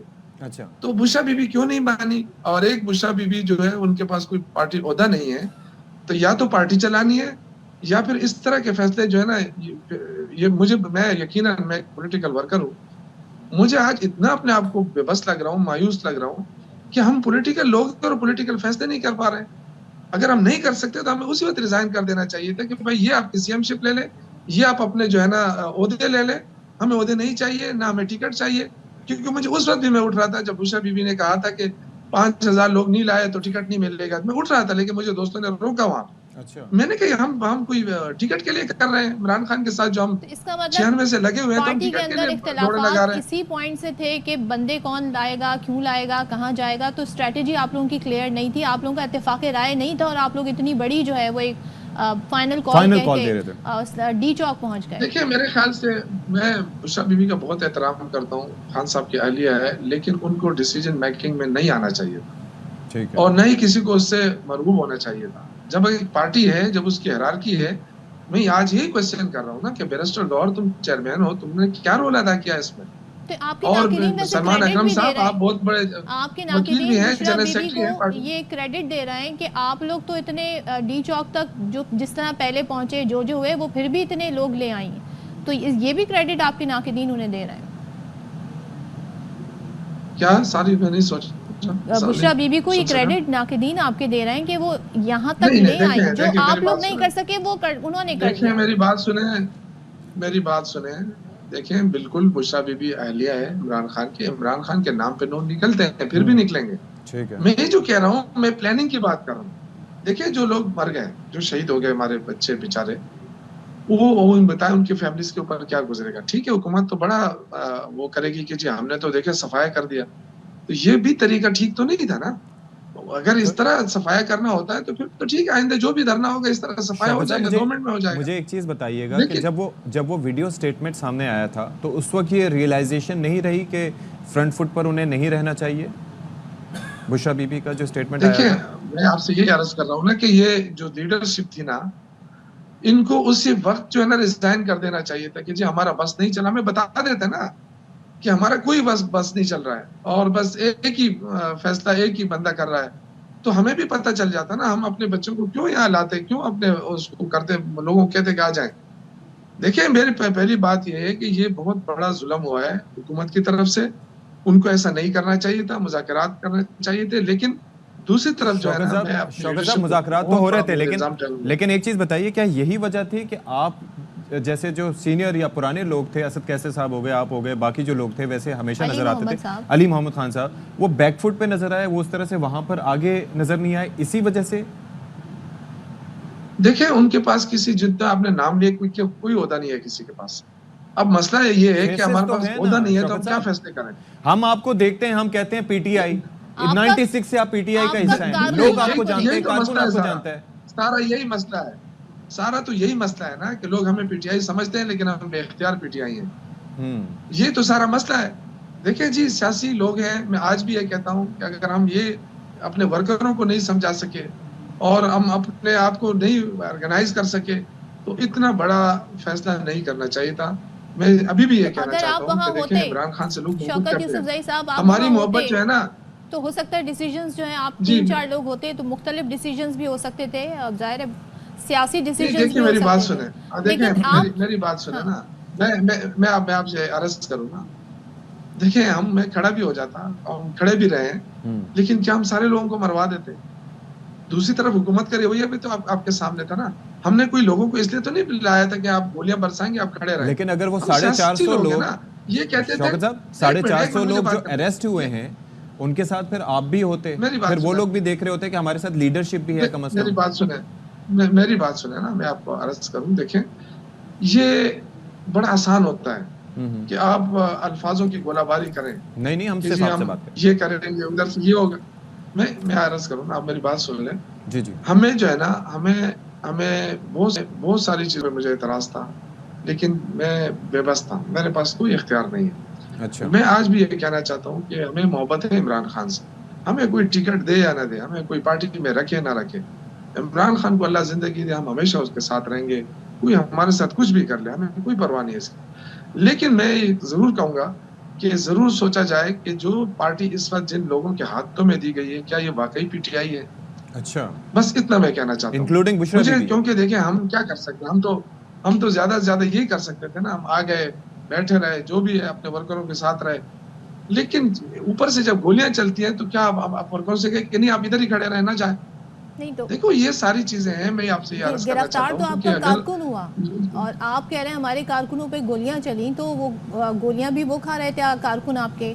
लीडरशिप किधर है? लीडरशिप तो हमें पंजाब की भी बात कर लें तो वो भी हमें उस तरह दिखाई नहीं दी, इस्लामाबाद वीडियोस की भी बनाते हुए दिखाई नजर नहीं आए दी। जरूर। हाँ, वीडियोस हमें नजर आई कि किसी ने अपनी पिक्चर डाल दी, किसी ने अपनी वीडियो देखिए डाल दी। बिल्कुल मैं आपके साथ इत्तेफाक करता हूँ, मैं बिल्कुल आज मैं बिल्कुल इससे इत्तेफाक करता हूँ कि लीडरशिप नहीं, बिल्कुल नहीं थी।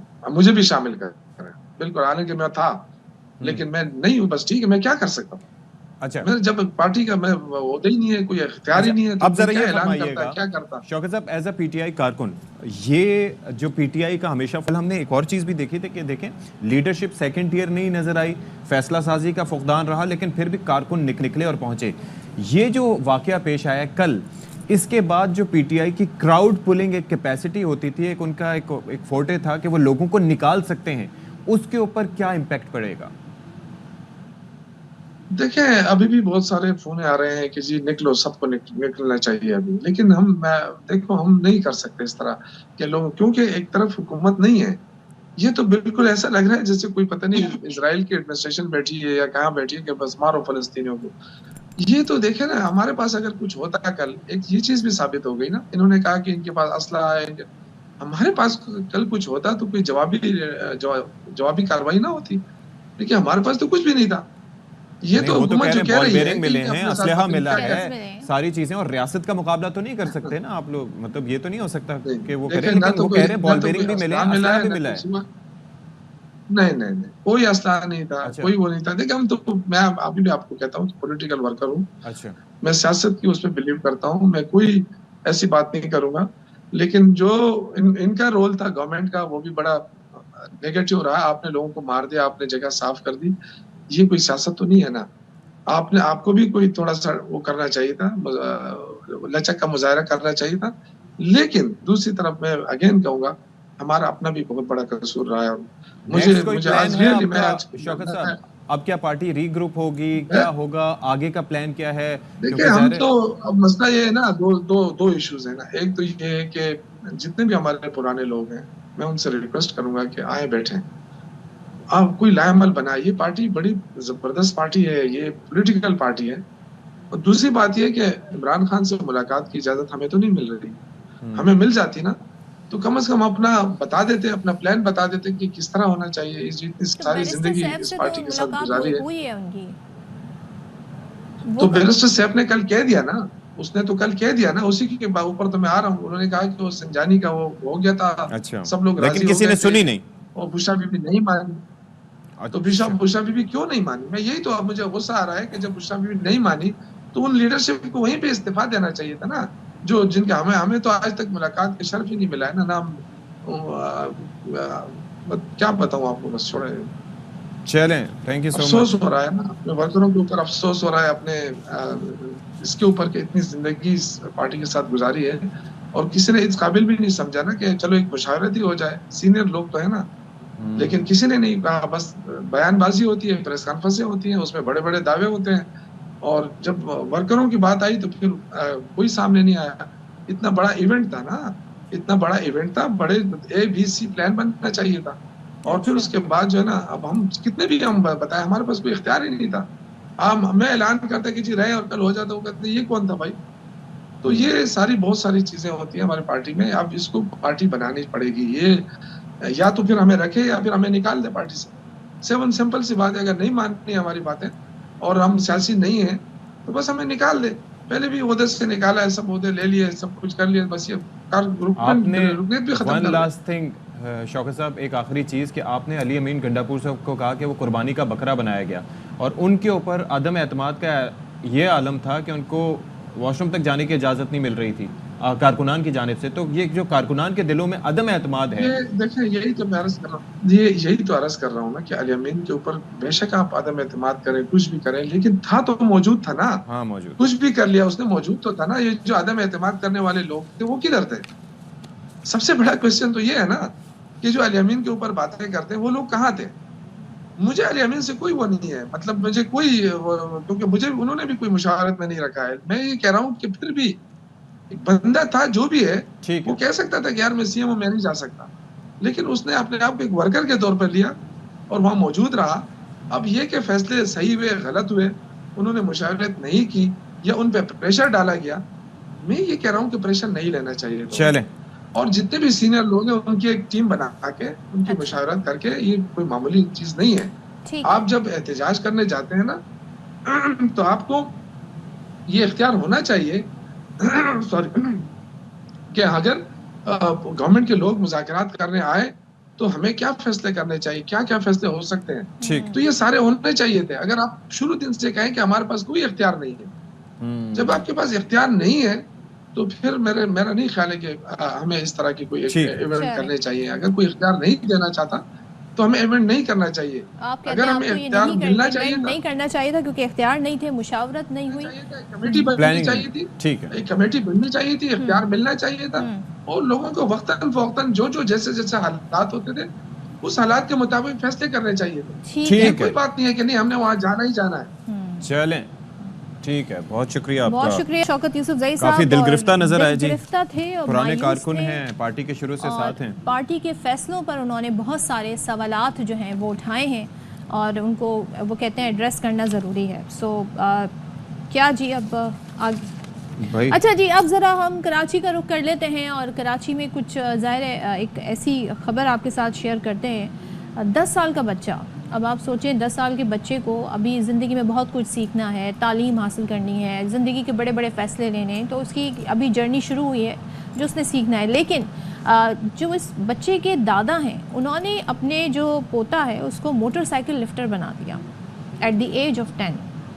पुलिस के मुताबिक कई मरतबा पकड़ा भी गया ये मासूम बच्चा, और बच्चा आइस का नशा भी करता है। तो बहुत सारे सवाल करें कि एक मासूम बच्चा जो कि उसको मोटरसाइकिल चुराने के काम पे लगा दिया, वो मासूम बच्चा आप ये सोचिए कि आइस का नशा भी करता है और उसको क्या उसकी ज़िंदगी उन्होंने समझें कि इस कम उम्री में बर्बाद कर दी। तो इस पे नज़ीर शाह मज़ीद अपनी रिपोर्ट में बता रहे हैं। मेमार पुलिस है जिसने खुफिया अतला पर अब्बास गोड के एक घर पर छापामार कार्रवाई करते हुए 14 मोटरसाइकिलें वहां से बरामद की हैं। इसमें हमने ये किया कि जब भी मुझे पता चला गाड़ियाँ यहाँ से निकल रही हैं तो फिर हमने इन तस्वीरें कलेक्ट की और तस्वीरें कलेक्ट करने के बाद इस बच्चे की तस्वीर हमारे सामने आई तो फिर मैंने इसको 2 दिन रेखी की, फिर इसको पहले इसको पकड़ा है, फिर इसने हमें मेन मुल्ज़िम तक जहाँ ये बाइकें चोरी करके जिसको पहुँचाता था। ये पूरा गैंग है, इसमें जो चोरी करने वाला, गाड़ियों को डंप करने वाला और बाहर शिफ्ट करने वाला पूरा गैंग हमने बस्ट किया अल्हम्दुलिल्लाह। ये तकरीबन 14 बाइकें हैं और 6-7 उनके साथ चेसेस हैं और भी पार्ट्स इसके बहुत हैं। अभी भी इसमें हम लीड मिली हुई है, अभी हम आगे भी काम करें। इस केस में जो सबसे जो हैरत अंगेज बात है कि मोटरसाइकिल लिफ्टिंग का जो इसमें मरकजी मुल्जिम है वो एक छोटा बच्चा है जिसकी उम्र 9 से 10 साल है। शादिब नाम है। उम्र कितनी है? अब 11 साल। इससे पहले कितनी दफ़ा गिरफ्तार हो चुकी हो? 5-6 मरतबा। और नशा कौन सा करते हो? आइस। तो मोटरसाइकिल किसने तुम्हें ये चोरी करना सिखाई? दादा ने। किसने? दादा ने। ये जो मोटरसाइकिल तुम कितनी देर में खोल लेते? 5 मिनट। 5 मिनट में। चलाने के बाद किसको जाके मोटरसाइकिल देते थे? दादा को। दादा को ही। ये दुनिया का पहला दादा है जो अपने पोते से जो है मोटरसाइकिलें चोरी करवा रहा है और उसको मोटरसाइकिल खोलना चलाना सब दादा ने सिखाई है। ये मोटरसाइकिलें कितने में फ़रोख्त करते थे? मैं लखताबाद में रहता हूँ, 5,000-4,000 इस समय बेचता था। आपको पता है एक मोटरसाइकिल कितने की आती है असल कीमत? जी। कितने की? 1-1.25 लाख रुपए की। और आप बेच देते थे 3-4 हज़ार की, वजह? नशे के लिए। इससे मोटरसाइकिल कितने की लेते हो और आप आगे कितने की बेचते हो? 3 में 4 में लेते हैं इससे, फिर ले जाते हैं साकुराट 10, 11, 12। बड़ी अहम कार्रवाई है, गरीब की सवारी है। किसी घर से जब एक मोटरसाइकिल चोरी होती है तो वो घराना बिल्कुल परेशान हो जाता है क्योंकि मोटरसाइकिल चोरी होने से लेकर मिलने तक का एक प्रोसेस होता है, कभी मिलती है कभी नहीं मिलती। मुनज़्ज़म मोटरसाइकिल लिफ्टर गिरोहों की जानिब से मासूम बच्चों का इस्तेमाल इंतहाई तशवीशनाक बात है। पुलिस को चाहिए ऐसे अनासिर को कानून के कटहरे में ले जाकर सख्त से सख्त सज़ा दिलवाएं। कैमरामैन मोहम्मद इमाद के साथ नज़ीर शाह, ARY न्यूज़ कराची। चलें जी, लेट्स होप कि ये मासूम बच्चा रिहैब में जाए, उसकी ज़िंदगी से उसके चेहरे से मासूमियत छीनी गई है, लेकिन अगर वो जराइम पेशा अनासिर का वहाँ भी शिकार रहा तो फिर ये है कि मुश्किल रहेगी। मतलब 10 साल का बच्चा आइस का नशा, साइकिल चोरी और मोटरसाइकिल चोरी और दादा को जाके वो देता था, तो ऐसे दादा को भी पकड़ना चाहिए, गिरफ्तार करना चाहिए। ब्रेक लेते हैं, ब्रेक के बाद वापस आते हैं।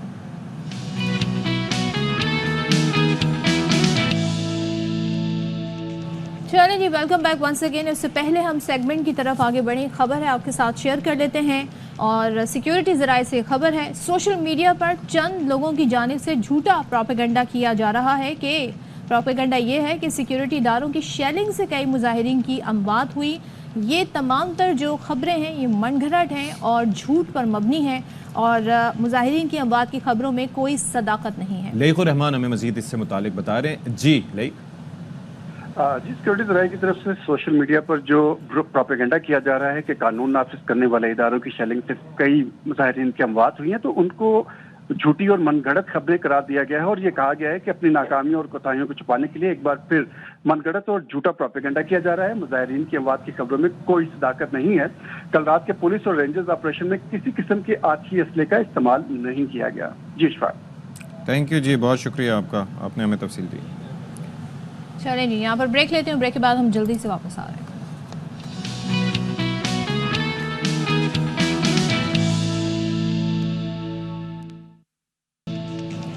Welcome back once again. और अब हम आपके सामने दो ऐसी पर्सनालिटीज़ को लेकर आ रहे हैं जिन्होंने अपनी अपनी फील्ड में बड़ा नाम बनाया है और बड़ा फ्यूचर, अगर हम उनकी बात करें तो बड़ी पोटेंशियल उसमें दिखती है। तो कराची के 12वीं जमात कॉमर्स रेगुलर ग्रुप के इम्तहानात में पहली तीनों पोजीशंस जो हैं वो निजी यानी प्राइवेट कॉलेजेस के तलबा ने हासिल किए हैं, जिसमें मोहम्मद समी ने 1100 में से 983 नंबर हासिल करके पहली पोजीशन हासिल की है ख़वातीन भी हैं और राबिया इमरान 975 नंबर के साथ दूसरी और जवेरिया सलीम 970 नंबर के साथ तीसरी पोजीशन। यूँ तो लड़कियां जो हैं वो हर मैदान में, खासतौर पर तालीम के मैदान में नंबर्स दे जाती हैं, लेकिन इस बार मोहम्मद समी ने लड़कियों को पीछे छोड़ के नंबर 1 पोजीशन हासिल की। चलिए जी, अब दूसरी जानिब हम बात करें एक ऐसी इन्वेंशन की और ऐसे एक चीज़ की जो कि आपकी ज़िंदगी में तब्दीली ला सकता है, वो है नेबुलाइज़र। आपको पता है बच्चे छोटे हों उनके लिए बड़ा ज़रूरी होता है। आप ख़ास तौर पर जो हमारा AQI है, जिस तरीके से हालात चेंज हो रहे हैं, हम एलर्जीज़ वगैरह का शिकार रहते हैं, अक्सर हमें नेबुलाइज़ करने की ज़रूरत होती है। लेकिन घर जाएँ, उस मशीन को चलाएँ, पूरे मोहल्ले को उसकी आवाज़ सुनाएं, बिजली ना हो तो काम नहीं करता। उसके लिए जामिया कराची के तलबा ने एक इंतहाई छोटा और रिचार्जेबल नेबुलाइज़र तैयार किया है जिसका सफ़र इस्तेमाल करना बहुत आसान होगा। अच्छा, ये जो टीम है उनका मेंबर्स का नाम बेसिकली अब्दुर्रहमान सिद्दीकी साहब जो स्टूडियो में हमारे साथ मौजूद हैं वो तो हैं, लेकिन ताहा इसहाक, सैयद वलीउद्दीन, सैयदा अरीशा, जोहेब सलमान, महम जैदी, प्रयान खान और तूबा सलीम शामिल हैं। ये वो लोग हैं जिनकी काविशों से ये छोटा नेबुलाइज़र जो है वो इस वक्त मार्केट में मौजूद है। तो let's start the conversation. Thank you so much. आपसे ही स्टार्ट करते हैं भाई। तो अब्दुर्रहमान, ये जिस तरीके से मेरी आपसे ऑफ कैमरा बात हो रही थी, बड़ा ज़बरदस्त, ये सामने जी आप देख भी सकते हैं कि it's a pocket size thing. जो लोग रिलेट कर सकते हैं उनको अंदाज़ा होगा कि क्या है। क्या मुझे बताइए आइडिया कैसे आया? It's a very good thing, लेकिन ये कैसे सोचा आप लोगों ने कि इस पे काम करना चाहिए भाई? जो एक आइडिया कुछ इस तरह था कि मेरी दादी काफ़ी अरसे से एस्थमेटिक पेशेंट थी। तो हम लोगों को काफ़ी इश्यूज़ आ रहे थे, अक्सर लाइट चली जाती थी, डोज मिस हो रही होती थी। फिर अगर दादी एल्डरली पेशेंट है तो जब उनको ज़रूरत है तो उनके साथ एक बंदा होना लाजमी है जो उनको सारी चीज़ें असेंबल करके देगा तो वो यूज़ कर सकेंगी। इस सिचुएशन में डिपेंडेंसी भी क्रिएट हो रही थी, डोज मिसिंग, डिपेंडेंसी क्रिएट हो रही थी। इन सब सिचुएशन के लिए मैं सोच रहा था कि कोई ना कोई प्रॉपर सोल्यूशन होना चाहिए इसका, कि मैं रिचार्जेबल सिस्टम्स के ऊपर मूव कर जाऊँ सारी। जब मैंने रिचार्जेबल सिस्टम्स पे काम करना शुरू किया, करते करते मैंने अपने लिए एक चैलेंज रखा कि मैं इसको ग्लोबली सबसे छोटा डिवाइस बना देता हूँ ताकि पॉकेट के अंदर आ सके। ग्लोबली कोई सिस्टम ऐसा मौजूद नहीं था कि पॉकेट के अंदर आ सकता था, क्योंकि मैंने ये देखा कि चले मैं दादी की यूज़ के लिए तो अगर घर पे बना सकता हूँ, लेकिन जो ऑफिस गोइंग पीपल हैं, जो क्या कहते हैं, जो जिन्होंने मूव करना होता है, क्योंकि एस्थमेटिक पेशेंट्स अपनी लाइफ में एंजॉय करना, अपनी लाइफ को प्रॉपर्ली रखना चाहते हैं। लेकिन होता ये है कि क्योंकि जब एक पेशेंट को नेबुलाइजर की जरूरत होती है, उसके पास कोई सेकंड अल्टरनेटिव नहीं होता, उसको दिन में 3 दफ़ा अपनी मशीन के पास जाना ही पड़ता है। तो सोल्यूशन ये था कि अगर हम इसको पॉकेटेबल कर देते हैं तो अपना पेशेंट हर वक्त अपने पास एक अपनी मशीन रखेगा जिसको कहीं भी यूज़ कर सकता है। वो डिपेंडेंट नहीं होगा अपने एक सिस्टम के पास कि वो मुझे वापस घर आना है, मैं कहीं पे भी हूँगा अपनी जगह पे उस सिस्टम को यूज़ कर सकता हूँ। दवाई तो ज़ाहिर चाहिए इतनी सी होती है, मेडिकेशन तो एक सिंपल छोटी सी वाइल है, बैटरी से फिर चलता है। ये रिचार्जेबल है, आपने सिंपल फोन के चार्जर से चार्ज करते हैं। अच्छा, I am amazed at the fact कि normally people go for convenient options कि जी बैटरी ऑपरेटेड OAA बैटरीज जो होती हैं AAA या इस तरीके से वो डालती है। ये थोड़ा सा मुश्किल है मेरे ख्याल में, ये जो आपने किया रिचार्जेबल। यस, इसमें कॉम्प्लिकेशन होती हैं, आपको बैटरी सेलेक्ट करनी होती है, आपको अपना आपकी अपनी आउटपुट रेंज अच्छी होनी चाहिए, डिस्चार्ज रेट अच्छा होना चाहिए, चार्जिंग कैपेसिटी अच्छी होनी चाहिए, सारी चीज़ें देखनी पड़ती हैं। क्योंकि अगर आप ये बैटरीज जनरली एक ऐसा बैटरीज और रिचार्जेबल सेगमेंट्स ऐसा हिस्सा होता है जो एक प्रोडक्ट लायबिलिटी क्रिएट कर सकते हैं बाद में, क्योंकि बैटरीज की एक लाइफ होती है। तो मैंने यही कोशिश की कि बैटरीज भी ऐसी रखी जाए जो कि अच्छा डिस्चार्ज रेट भी दे रही हो, प्लस जब ज़रूरत पड़े तो उनको रिप्लेस भी किया जा सके। बिल्कुल, और बड़ी कन्वीनियंट भी मालूम होती है। तो मोहम्मद समी सर आपकी तरफ भी आते हैं, आपने माशाल्लाह इतने अच्छे नंबर हासिल किए, मुबारक हो आपको। और आजकल तो वैसे बच्चे सोशल मीडिया और बाहर भी आउटडोर एक्टिविटीज़ भी कम है, तो ज़्यादातर मोबाइल पे ही वक्त गुजरता है। लेकिन आपने ये गोल कैसे अचीव किया? ट्यूशन पढ़ते हैं, घर में कोई पढ़ाता है, ख़ुद पढ़ते हैं, क्या करते हैं? बिस्मिल्लाहिर्रहमानिर्रहीम। सबसे पहले तो अल्लाह ताला का लाख लाख शुक्र है कि उसने इतनी सलाहियत दी कि आज मैं इस मुकाम तक पहुंचा। बेसिकली ये था कि जब इंटरमीडिएट पार्ट में मैंने स्टेप लिया था तो उस वक्त ये सोचा नहीं था कि पोजीशन आएगी या बस कुछ करना है। जब आगे बढ़ा ऐसा ऐसा टीचर्स ने बहुत सपोर्ट की, पेरेंट्स ने बहुत सपोर्ट की, तो उसको साथ लेके चला। अपनी स्टडीज़ को भी, अदर एक्टिविटीज़ को, को करिकुलर एक्टिविटीज़ को भी मैं साथ लेके चला। अच्छा। कॉलेज की तरफ से डिबेट्स वगैरह में जाना, I was all involve in it. And social media पे भी मैं अप टू डेट रहता था, इतना ज़्यादा इन्वॉल्व नहीं, बट थोड़ी नॉलेज मिल जाए। यानी कि आपको जो स्पेसिफिक एजुकेशन है, सब्जेक्ट है, उससे रिलेटेड। तो ये बताइएगा समी कि अक्सर और बेशतर हम लोग इस at this stage we are not clear कि हमें आगे क्या बनना है, हम कौन से सब्जेक्ट लें। नहीं मालूम 5 साल, इतनी तेज़ी से इन्वेंशंस हो रही हैं, तरक्की हो रही है, नहीं मालूम कौन सी जो जॉब है वो हाई डिमांड होगी 5 साल बाद, 10 साल बाद। तो आपके जहन में क्या है और आपने क्लैरिटी कैसे हासिल की? शुरू से ही मैं अपने सीनियर्स से और जो जिनसे मैं इन्फ्लुएंस से इंस्पायर्ड था उनसे मैं इंफॉर्मेशन गैदर करता रहता था कि किस तरफ मूव करना चाहिए। शुरू से ही मेरा इंटरेस्ट जो है वो न्यूमेरिकल सब्जेक्ट्स की तरफ था।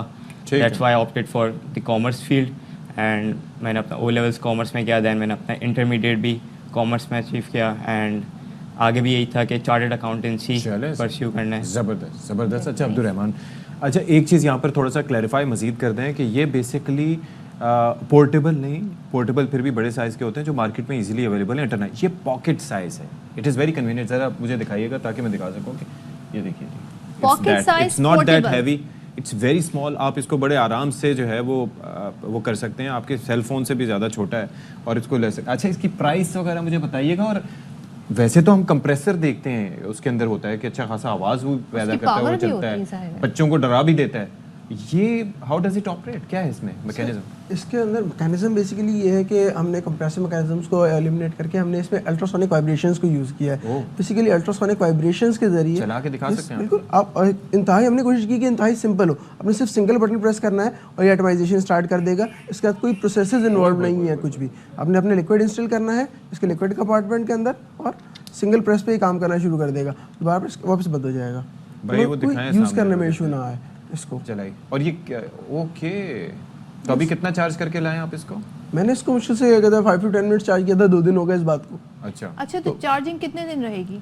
जनरली अगर यूज़ कर रहे हैं तो आपके 2 दिन की डोजेस जो है वो सिंगल चार्ज के ऊपर ही कवर कर लेता है। और आपने ये चेक कर लिया है कि ये जो प्रोसेस है अल्ट्रासोनिक वाइब्रेशंस के जरिए उससे कोई और केमिकल तो प्रोड्यूस नहीं नहीं, अल्ट्रासोनिक कोई और ही नशे में मुब्तला हो जाए। नहीं बिल्कुल, अल्ट्रासोनिक वाइब्रेशंस जो है एक इंतहाई सेफ प्रोसेस है क्योंकि इसमें कोई केमिकल रिएक्शन नहीं हो रहा, कोई थर्मल चेंजेस नहीं आ रहे लिक्विड के अंदर। आपके सिर्फ आपकी लिक्विड अपनी वाइब्रेशन की वजह से, फॉर एग्जाम्पल आप कहीं पानी फेंकते हैं तो वो वॉल से टकरा के स्प्लैश करता है, बिल्कुल उसी तरह ये एक सरफेस की वाइब्रेशन से पानी स्प्लैश हो रहा है, लेकिन इतने छोटे पार्टिकल्स में स्प्लैश हो रहा है कि वेपर्स बन जा रहे हैं। होता है इसके अंदर जो इसके अंदर कोई हीटिंग नहीं हो रही है, बिल्कुल वाइब्रेशन है तो स्प्लैशिंग हो रही है बेसिकली लिक्विड की, ताकि दवा सही से पहुंच सके। और ये दुनिया में कहीं पर ये चीज, मतलब how did you get the idea कि हमें ये अल्ट्रासोनिक वाइब्रेशंस यूज करनी है? कहीं से आइडिया लिया या कैसे आपने ये सोचा? जी अल्ट्रासोनिक वाइब्रेशंस जनरली अल्ट्रासोनिक आप देखेंगे कि हमारे पास अल्ट्रासोनिक क्लीनर्स में और डिफरेंट प्रोडक्ट्स के अंदर अल्ट्रासोनिक सिस्टम वाइब्रेशंस के अंदर ही कैपेसिटी थी कि वो लिक्विड को क्या कहते हैं एरोसोल में कन्वर्ट करने की कैपेसिटी रखते हैं। हमने उसी को क्या कहते हैं कस्टमाइज किया अपने पर्पसेस के लिए ताकि हम अपने मेडिकल यूजेस के अंदर इसको ला सकें। अच्छा समी, वन लास्ट थिंग ये बता दें कि अब आप क्या अपने जैसे स्टूडेंट्स को बताना चाहेंगे जो चाहते हैं कि भाई वो भी अच्छे नंबर से पास हों? जी मेरा यूथ के लिए यही मैसेज है कि कंसिस्टेंट रहें, अपना एक पाथवे सिलेक्ट करें, अपने गोल्स एम्बिशंस क्लियर करें, अपने ऑब्जेक्टिव सेट करें and just stay focused, stay consistent and इंशाल्लाह सक्सेस आपके पास आएगी। ठीक है, मेरी उम्र के नौजवानों ये करना है। अच्छा प्राइस इसकी क्या है? इसकी प्राइस हम लोग हमारा एम है 2000 पर यूनिट के हिसाब से रिटेल करने का। अच्छा, यस दैट्स रीजनेबल। कभी डिस्काउंट भी लगेगा? बिल्कुल, जैसे ही हम प्रोडक्शन लाइन पे काम करेंगे तो इंशाल्लाह कहते हैं कोशिश होगी हमारी कि हमारा गोल ये है कि मिनिमम प्राइस ब्रैकेट के अंदर पाकिस्तान के अंदर product that includes the mask as well. Yes, तमाम एक्सेसरीज सर। चलें जी, thank you so much Abdul Rahman, thank you so much Mohammad Sami, आप दोनों का बहुत शुक्रिया। और ज़बरदस्ती हमने एक ने इन्वेंशन आपके सामने रखी, दूसरे की हमने कामयाबी आपके मैंने सामने जिंदगी में कभी कोई चीज़ ईजाद नहीं की, अपनी अम्मा की घड़ियाँ बड़ी मैंने बर्बाद की हैं, खोल खोल के दोबारा जोड़ी नहीं, रिवर्स इंजीनियरिंग की बहुत उल्टी सीधी इंजीनियरिंग। अब आपसे जी इजाजत चाहने का वक्त आ गया। Thank you so much, thank you so much. अपना बहुत सारा ख्याल रखिएगा, अशफाक की बातों पे ज्यादा ध्यान नहीं दिया करें। चलें जी, अल्लाह हाफिज़। ट्राई करते रहे ना, कभी तो कामयाब होंगे भाई।